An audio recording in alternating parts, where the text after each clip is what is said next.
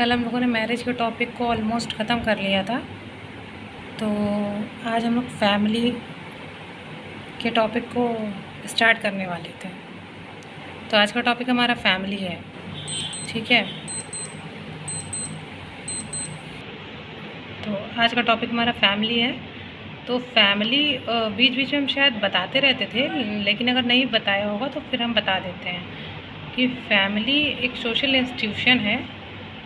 Basically जो काम आता है एक किनशिप यूनिट के तौर पे। किनशिप यूनिट क्या होती है? हिंदी में से नातेदारी प्रथा कहते हैं या नातेदारी कहते हैं। नातेदारी का मतलब ये हुआ कि ये हमारे क्या लगेंगे, ये मामा कैसे लगेंगे, अगर मम्मी के भाई हैं तो मामा लगेंगे, पापा के भाई हैं तो चाचा लगेंगे। तो ये सारी चीज़ें किनशिप के अंतर्गत आती हैं और सोशल इंस्टीट्यूशन है फैमिली।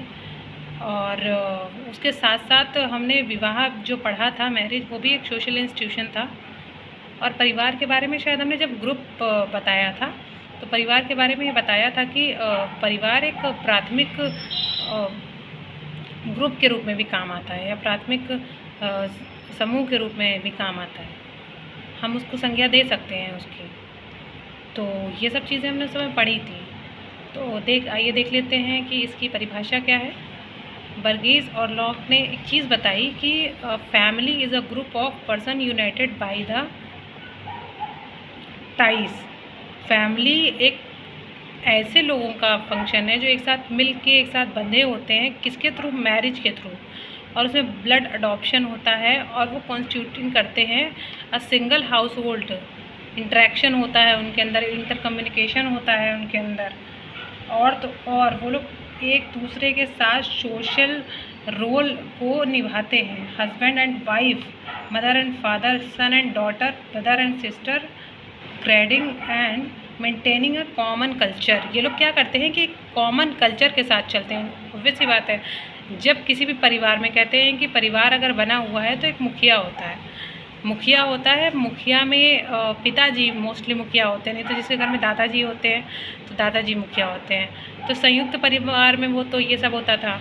लेकिन अब क्या हो गया, अब संयुक्त परिवार तो मोस्टली ख़त्म होते जा रहे हैं जैसे जैसे औद्योगिकीकरण बढ़ता जा रहा है। तो वो चीज़ें नहीं हो रही हैं, तो अब पिताजी मुखिया होते हैं, ठीक है। तो ये चीज़ें हमें समझ में आनी चाहिए।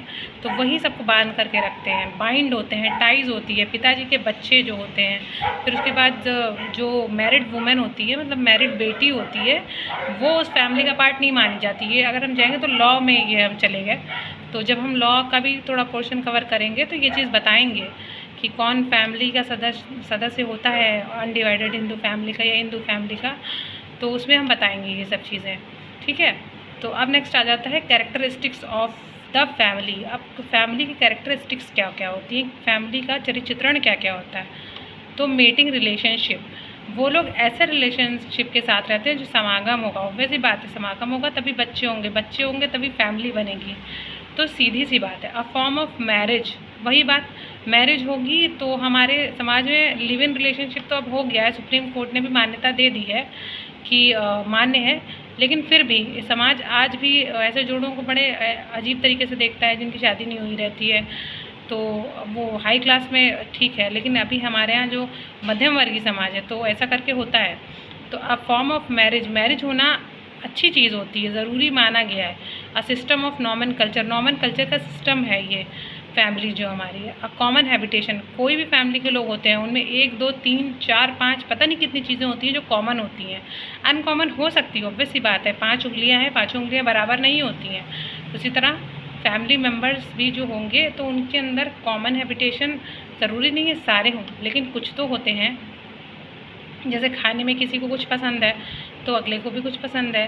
जैसे पिता और पुत्र एक जैसी चाल चलते हैं, तो उस तरह की चीज़ें। चाल ये वो वाली चाल नहीं है षड्यंत्र वाली, ये दूसरी चाल की बात कर रहे थे, चलने वाली चाल। Move, how to move. Economic provision होता है कि एक परिवार एक छत के नीचे रह रहा है तो एक इंसान खर्चा चला रहा है, या नहीं तो खर्चा नहीं चला रहा है तो पैसे पिताजी को दे रहा है, बेटा भी ला के बेटी भी ला के, तो पिताजी जो है खर्चा चला रहे हैं पूरे परिवार का। ओरिजिन ऑफ फैमिली कैसे हुआ और क्या चीज़ें रहीं। तो द थ्योरी ऑफ, इसमें सबसे पहले आता है the theory of sex feminism. फिर उसके बाद आता है theory of polygamy, theory of patriarchal और मल्टी फैक्टर थ्योरी भी आई इसमें। ठीक है, तो ये थ्योरी हम डिटेल में कवर करेंगे कल या परसों के लेक्चर में जब हम आगे बढ़ेंगे। फ़िलहाल जो मेन चीज़ है वो बता देते हैं जो मुझे बहुत अच्छी लगी और इम्पोर्टेंट भी लगी, जो आप लोग को पता होनी चाहिए।